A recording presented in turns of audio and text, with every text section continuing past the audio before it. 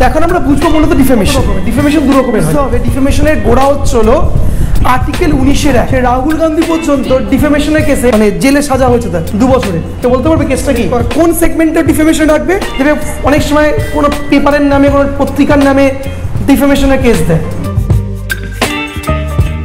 তো এখন আমরা বুঝবো মূলত ডিফেমেশন। তো ডিফেমেশনটা কোথার থেকে এসছে?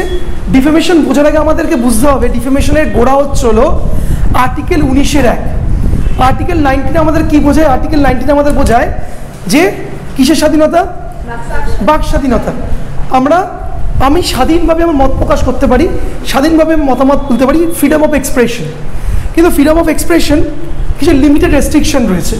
রেস্ট্রিকশন নাম্বার কি আছে? 1 কি আছে? 1টা পরে কি আছে? Security of state. তুমি তোমার স্টেটের তোমার কথার জন্য স্টেটের সিকিউরিটি হ্যাম্পার হচ্ছে, তাহলে তুমি কিন্তু এই স্বাধীনতার বাক স্বাধীনতা বলে ছাড় পেয়ে যাবে না। পয়েন্ট নাম্বার 2 কি আছে?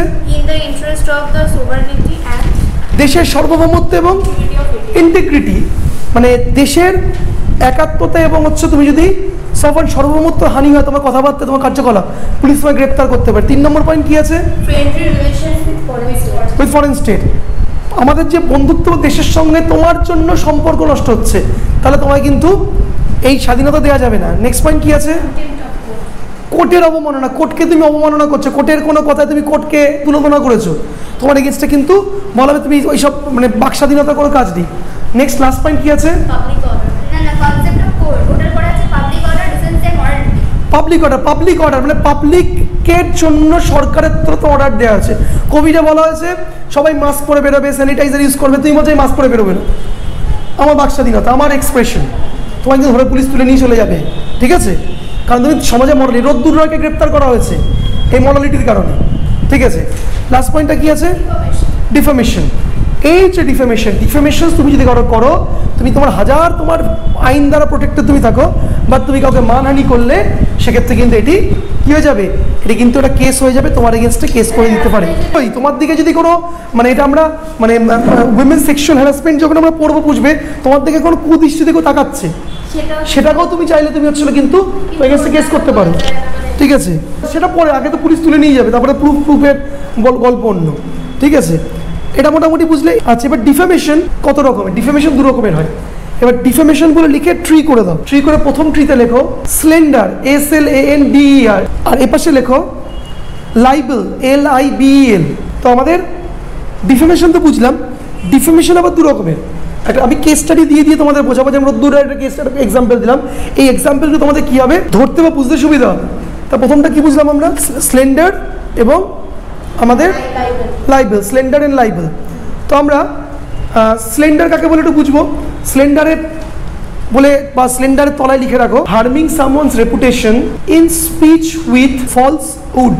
মানে তুমি কাউকে, ভালো করে বলছো, তুমি কাউকে ডিফেম করছো, মানহানি করছো মিথ্যে কথা বলে স্পিচের মাধ্যমে। মৌমি আজকে বললো, ধরো নাও সপ্তদীপাকে বললো, কি বললো সপ্তদীপাকে? বাজে মেয়ে, পচা মেয়ে, অলক্ষী, হতচ্ছাড়া, দুষ্টু, গরু, গাধা বলে ওকে বললো। ও বললো আমার মানহানি হয়েছে, আমার ডিফেমেশন। ও আমাকে এসব বাজে বাজে কথা বলেছে।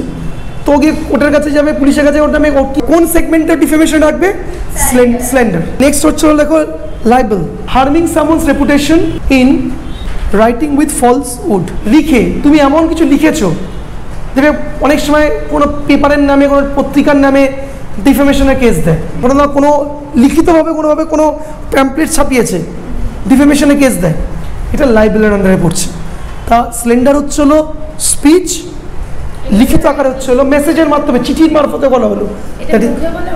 এটা মুখে বলে, একটা হচ্ছে হলো লেখার মাধ্যমে। ওকে, মানে ডিফেমেশন হয় 2 রকমের কেসের মধ্যে হয়। দেখো defamation comes under criminal offence as well as civil offence. Defamation নিয়ে তোমাদের ক্লাসিক উদাহরণ দেবো। ডিফেম কত প্রকার বুঝেছো? ডিফেমেশন কত সিরিয়াস কেস। ভারতবর্ষের প্রধান বিরোধী দল নাম কি? কংগ্রেস। থ্যাংক ইউ কোয়েল। আচ্ছা, এই যে কংগ্রেসের যে মেন হেড, যে সুপ্রিমো রাহুল গান্ধী, সে রাহুল গান্ধী পর্যন্ত ডিফেমেশনের কেসে মানে জেলে সাজা হয়েছে তার 2 বছরে। কেউ বলতে পারবে কেসটা কি? রাহুল গান্ধী একবার মোদির সারনেম নিয়ে বলেছে, সব মোদিরাই চোর হয়, নীরব মোদি, অমুক মোদি, তমুক মোদি, আমাদের প্রধানমন্ত্রীও মোদি। তো মোদি কমিউনিটির অপমান হয়েছে, ডিফেমেশন। রাইট? রাহুল গান্ধীর 2 বছরের সাজা ঘোষণা হয়েছিল, ওটা এখনও কেস চলছে, সুপ্রিম কোর্টেও চলছে রাহুল গান্ধীর। তো এটা সলিডার কেসটাই, মানে ডিফেমেশন কত সিরিয়াস কেস ভেবে থাকুক, মানে আমাদের প্রধান যে বিরোধী দল তার যে সুপ্রিমো সেও কিন্তু ছাড় পায়নি। হ্যাঁ, সেন্ট্রাল অবশ্যই।